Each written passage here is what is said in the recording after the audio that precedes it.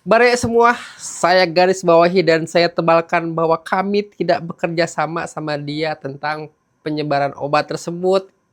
Dia emang kesini terus berfoto dengan Gugem, Iya. tapi itu konteksnya adalah ngobrol biasa kan? Nggak Ngobrol ada biasa. kerjasama apapun kan? Dia ngajakin, cuman saya nolak. Nah, gitu ya, Barai itu jawabannya Emang karena kenapa? dia kan jualan obat itu kan pembesar alat vital. Nah, karena ada foto dengan Gugem di sosial medianya, nyangkanya bahwa Gugem entah di-endorse kah, entah termasuk penyaluran apa namanya? Enggak. Distributornya kah? Nah, ini jawabannya ya. Saya inget Jadi, nih. iya, beliau memang datang ngajak kerjasama gitu. Cuman saya bilang, wah saya mah tidak layak dan tidak cocok untuk yang pembesar-pembesar gini. Dan pada saat itu kalau nggak salah belum BPOM, belum ada BPOM-nya ya nggak sih? Belum. Saat Nah, itu ya. betul. Nah, salah satu alasan saya untuk menolaknya itu adalah karena nggak ada BPOM. Nah, Gitu. saat itu. Sekarang kayaknya dia udah ada BPOM-nya, jadi dia semakin masif jualannya. Alhamdulillah tuh kalau dia sudah ini mah. Yang ada dalam tanggung jawab saya hanya Guru Gembul Channel dan Gembulikum. Assalamualaikum Baraya, selamat datang kembali di Gembulikum. Betul, ini kita langsung ke... Jauh sebelum orang-orang mengkritik Guru Gembul, saya sudah membuat kritik duluan kok. Berdasarkan konteks yang saya pahami. Gini, biasanya kan tentang keilmuan itu, orang-orang yang mendalami sebuah ilmu, tentu lebih punya otoritas daripada orang-orang yang memahami hanya sedikit dari ilmu tersebut. Nah, sekarang kita pakai kaidah seperti itu untuk memahami Guru Gembul.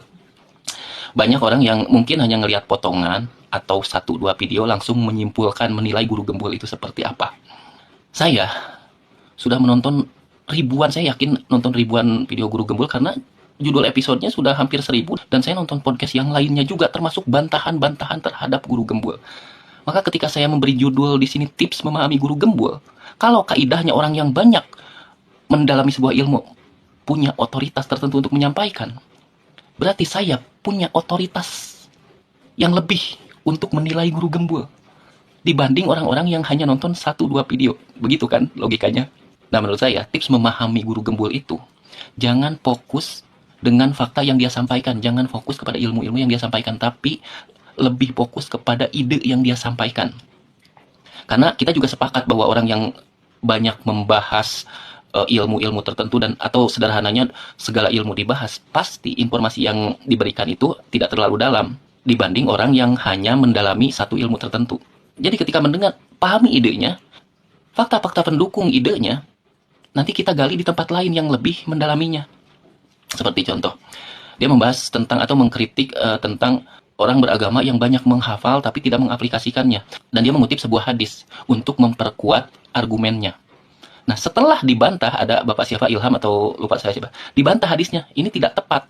Bantahan itu saya setuju, karena dia punya dasar rujukan yang jelas. Tapi ide besarnya tetap tidak gugur. Bahwa memang kurang pengaplikasian, itu harus kita akui. Jangan karena gara-gara salah penguat referensinya, idenya jadi gugur. Dan banyak sekali contoh yang lain, misalnya ketika mengkritik kebersihan pesantren. Pak Guru Gembul memperkuat idenya atau kritiknya dengan bab toharoh. Yang mana waktu kecil juga saya tahu bab toharoh itu spesifik tentang kebersihan bersuci untuk beribadah. Dan itu disampaikan oleh tokoh-tokoh agama yang mungkin lebih mengerti tentang itu. Tapi tidak menghapuskan ide besarnya. Kalau kotor dikritik supaya bersih, ya itu relevan. Walaupun rujukannya tidak terlalu tepat. Kebanyakan konten Guru Gembul itu kurang lebih seperti itu. Makanya saya bilang, jangan fokus kepada fakta pendukungnya, tapi fokus kepada ide besarnya. Sudah. Sudah. Nuhun. Dia minta tuh, gimana tanggapannya Pak Guru? Sebentar. Gimana tanggapannya? Di ininya, di deskripsinya. Pertama, nuhun. Karena nonton video saya begitu banyak, bahkan saya juga tidak nonton video saya begitu banyak ya. Iya, saya pun nonton dari episode 8,5. Nuhun pisan atas apresiasinya dan saya teh ini kalau apa ya, beliau itu tidak merepresentasikan karakteristik kuli gitu. Tidak mencirikan karakteristik orang miskin. Iya, jadi sebenarnya kacamatanya tebal sih nama. Dan memang cara berpikirnya relatif sederhana tapi dalam. Tentang apa yang beliau sampaikan, ya dalam perspektif saya, Ya, oke, saya setuju lah dan hatur nuhun pada bagian itunya gitu. Karena seperti yang sering saya sampaikan, saya tuh jualan ide gitu, bukan jualan fakta gitu. Fakta-fakta mah ada sering berubah gitu. Dan saya juga sering bilang di video-video saya, banyak fakta-fakta yang salah. Itu saya tadi bikin video gitunya, saya mau nyebut elektron malah keluar proton gitu. Dan karena tidak ada prompter atau monitor. ya terolongkeun we yang seperti itu gitu, dan itu tuh banyak sekali, dan kadang-kadang juga ada fakta-fakta yang cukup parah salah sebut sampai saya tuh men-take down videonya sendiri gitu atau bikin video ulang gitu. Atau biasanya habis video naik terus dikomentari ini salah terus turun gitu kan. Atau di dulu mah di ini di pin gitu yang koreksi ya, tapi apapun hatur nuhun itu mah. Cuman ya saya teh seneng pisan ada makhluk yang namanya kuli gitu, yang disebut kuli, tapi justru memiliki cara berpikir yang bagus gitu. Saya pikir Kang Didi tuh bagus dalam berpikir teh, dalam ngasih jokes juga udah bagus gitu. Cuman jokes teh, ya itu dia tuh ininya di mana gitu, Apanya? posisinya tuh di mana gitu. Jadi posisi saya sebagai kuli seharusnya dia menceritakan tentang pengalaman-pengalamannya, tapi dia tambahkan dengan ide-ide narasi-narasi yang bagus gitu, abstraksi yang bagus gitu. Jadi dia tuh gak masuk kemana-mana gitu. Udah level ilmuwan gitu. Tapi dah saya mau cuman kuli tuh kan gitu. Kayaknya Kang Didi harus mencirikan bahwa orang dia tidak kuliah kan bilangnya kan, tapi kemampuan literasinya oke juga nih. Kalau kita langsung ke Q&A yang di Instagram masih banyak, belum selesai kemarin. Izin Pak Guru, bagaimana cara jawab orang tua yang ngelarang anaknya masuk jurusan kuliah tertentu? Bagaimana cara jawab orang tua yang ngelarang anaknya masuk jurusan kuliah tertentu? Misal, jangan masuk kedokteran atau jangan masuk matematika misalkan. Pertama gini,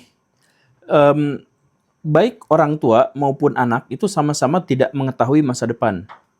Dan karena itu, maka pilihan mereka itu sama-sama berpotensi gagal. Kata si anak tehnya, si orang tua saya mah nggak tahu apa-apa, saya tuh hobinya di musik, maka saya tuh harus masuk jurusan musik. Karena bukan hanya soal ijazah, bukan hanya soal kerja, tapi ini adalah passion saya gitu kan. Nah, itu pilihan itu tuh bisa aja salah gitu. Bisa aja, karena banyak musisi yang tetap jadi musisi walaupun dia adalah dokter misalkan. Jadi dia punya dua profesi kayak dokter Tompi misalkan, karena itu lah. Jadi sebenarnya sama-sama ngeblank tentang apa yang terjadi di masa depan. Nah, pertimbangan-pertimbangan yang harus dilakukan pertama adalah pertimbangan rasional, jangan pertimbangan ego. Kebanyakan orang tua tuh pertimbangannya ego, hanya gara-gara dia mengetahui kasus-kasus tertentu, dia jadikan pertimbangan untuk anaknya. Jangan jadi pelukis lah, tuh teman mamah juga jadi pelukis, sekarang jadi apa? Miskin. Nah, hanya gara-gara satu makhluk itu yang dipercaya sama orang tua, itu jadi referensi, misalkan begitu. Nah, ini banyak di antara emak-emak dan bapak-bapak di Indonesia tuh banyak sekali yang cara berpikirnya tuh seperti ini. Tapi jangan seperti itu gitu ya. Itu adalah yang pertama gitu ya. Kemudian jadilah orang yang lebih rasional gitu ya. Nah, kemudian yang kedua, jangan juga kita tuh berpikir bahwa pilihan-pilihan kita jurusan itu tuh mutlak akan mengarahkan kita pada masa depan tertentu. Jangan ya. Jadi kuliah di jurusan kedokteran belum tentu jadi dokter sungguhan.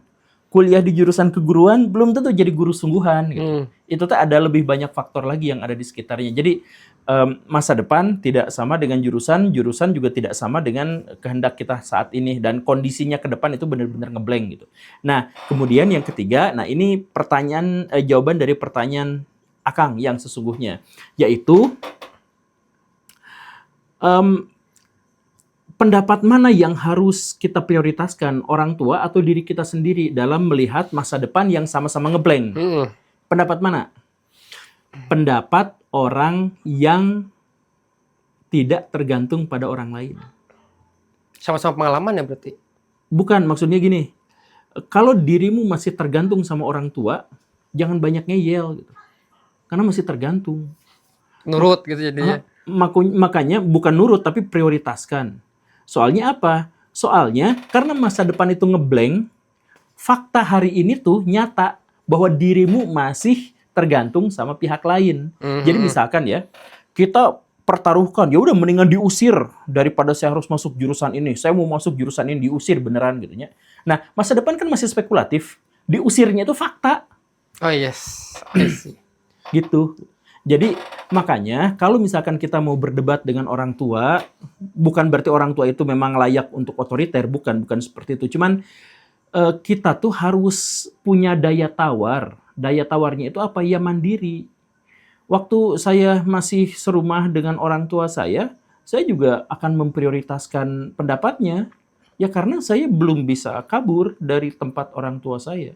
Setelah saya bisa, nah saya berani memprioritaskan pendapat saya atas apa yang akan terjadi di masa depan daripada pendapat orang tua saya gitu. Karena saya sudah punya fakta bahwa saya sekarang tidak tergantung secara finansial misalkan dengan orang tua saya. Kalau saya sudah tidak tergantung tapi masih serumah gimana Pak Guru? Ya nggak apa-apa. Berarti kan yang paling penting itu bukan soal rumahnya ya, soal ketergantungan itu. Gitu. Poinnya ya semoga menjawab ya Jamah Sari. Ini pertanyaan berikutnya Pak Guru. Apakah kebebasan berpendapat juga harus tetap dibatasi untuk menjaga ketertiban sosial? Kebebasan berpendapat itu ini sama seperti prinsip dalam demokrasi, kan istilah kebebasan berpendapat itu hanya ada dalam ideologi demokrasi gitu ya. Nah, di ideologi komunis, fasis nggak ada. Kebebasan berpendapat itu memang dibatasinya dengan kepentingan pihak lain. Jadi kalau misalkan pendapat kita tuh berbenturan dengan kepentingan pihak lain, maka sebaiknya kita kompromikan, cari jalan tengah, atau kita mungkin terpaksa berkonflik dengan itu. Makanya dari itu, mendingan hak kita, satu-satunya yang membatasi hak kita adalah hak orang lain. Gitu. Jadi sama ada orang-orang di Indonesia yang otaknya rada mundur. Naik motor, gerung-gerung, terus ditegur, woi kenapa gerung-gerung? Motor aing kumaha aing, gitu kan? Motor saya kumaha saya. Ya enggak, itu juga kalau misalkan jawabannya adalah seperti itu, kalau memang jawabannya adalah seperti itu, maka si orang yang negur itu berhak mukul sekeras-kerasnya, terus ngomong, leungeun aing kumaha aing. Kan gitu kan?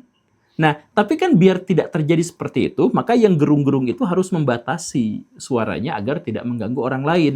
Karena orang lain juga punya hak yang sama untuk ngagebugin dia, gitu. Nah, jadi dalam hal konteks misalkan untuk ketertiban umum, kebebasan itu juga harus disesuaikan dengan latar tempat dan kondisi di mana dia berada. Kalau kebebasan berpendapat itu mungkin akan memicu kerusuhan, sama seperti kasus di Donald Trump di Amerika Serikat gitu. Itu kan bebas berpendapat, bebas bercuap-cuap, tapi Twitternya ditutup. Di zaman dulu teh langsung diblokir, kamu nggak boleh lagi bikin Twitter gitu pas zaman baheula teh kan. Pas yang pertama, itu kan bebas berpendapat, tapi kebebasannya ditutup ya karena itu bikin ricuh gitu. Jadi hak kita melakukan sesuatu dalam prinsip negara demokrasi atau masyarakat demokratis adalah dibatasi oleh hak pihak lain. Gitu. Jadi sebetulnya tidak ada kebebasan juga pada artinya ya? Secara harfiah ya, sebagai manusia yang terbatas, kita nggak mungkin bebas absolut. Saya pengen bisa terbang, saya bebas mau melakukan apapun, kan tidak bisa terbang. Tidak bisa. Jadi kita dibatasi bagaimanapun. Nih satu pertanyaan terakhir Pak Guru. Satu peluru untuk meruntuhkan tembok kebodohan menurut Guru Gembul. Ya pendidikan. Oh, nggak ada yang lain dong. Ya itu. Berarti orang kayak Kang Diti meskipun dia tidak berpendidikan tinggi, karena kan sekarang tuh penilaian pendidikan salah pencet. Gini nih, pendidikan itu beda dengan jenjang pendidikan, beda dengan penyelenggara pendidikan. Jadi misalkan ada orang yang namanya Kang Didi, dia kuli bangunan, ngaku tidak berpendidikan, bukan tidak berpendidikan, tapi dia tidak menjalani proses pendidikan formal yang memadai gitu. Jadi gini, orang yang tidak sekolah bukan berarti tidak terdidik. Karena apa? Karena sekolah hanya satu dari sekian banyak lembaga penyelenggara pendidikan formal. Nah, jadi pendidikan itu didapatnya dari mana? Nih, Baraya lihat ini, dipikirin. Nah, ini tuh proses pendidikan. Mikirin ini. Karena pendidikan itu adalah proses transformasi dari tidak bisa menjadi tidak, tidak bisa menjadi bisa, tidak paham menjadi paham. Jadi kalau dengan mikirin ini, trik bisnisnya saya ketemu, saya akan jualan dengan omset 2 kali lipat. Hanya dengan ngelihat ini, artinya dia terdidik oleh inspirasinya dalam melihat gelas pit yang sudah habis ini gitu. Jadi ada banyak orang di dunia ini yang tidak terdidik oleh lembaga formal, tetapi dia terdidik secara definitif oleh sesuatu yang lain, lingkungan alam, pergaulan. Ketemu nggak sama orang-orang, misalkan ya, sama orang-orang kru film, dia datang sebagai orang yang nggak ngerti soal film, tapi karena dia mulai dari masangin lampunya, mulai dari apanya, tiba-tiba dia jadi jago gitu. Ada grup band, misalkan dulu misalkan Piu gitu ya, dia mah tukang bersih-bersih kabel di Dewa, tapi sedikit-sedikit gitu caranya, terus dia jadi band akhirnya. Nah itu kan bukan dari pendidikan formal seni musik enggak. Jadi pendidikan itu bisa didapatkan dari manapun. Makanya disebut pendidikan seumur hidup sampai ke liang lahat. Emang kalau seumur hidup ada sekolah yang sampai seumur hidup kan enggak. Jadi maksudnya belajar dari arah manapun. Nah, berarti itu poin penting sebenarnya, karena di masyarakat kita, setuju atau enggak setuju, bahwa jenjang pendidikan itu jadi acuan orang bisa dijadiin patokan atau enggak omongannya. Kayak Kang Didi kan, taruhlah misalkan dia bilang dia enggak kuliah, terus Gugem ada yang sampai DM kayak gini, Pak Guru sampai doktor lah, biar statementnya bisa jadi acuan. Iya, kayak gitu. Berarti kalau misalkan jenjang pendidikannya nggak sampai S3, misalkan nggak sampai doktor, berarti nggak bisa jadi acuan gitu. Ya, coba bilang itu ke Gus Dur dan pendukungnya. S1 aja nggak lulus. Oke, I see. Oke Pak Guru, terima kasih untuk hari ini. Sampai jumpa besok. Assalamualaikum warahmatullahi wabarakatuh. Waalaikumsalam warahmatullahi wabarakatuh.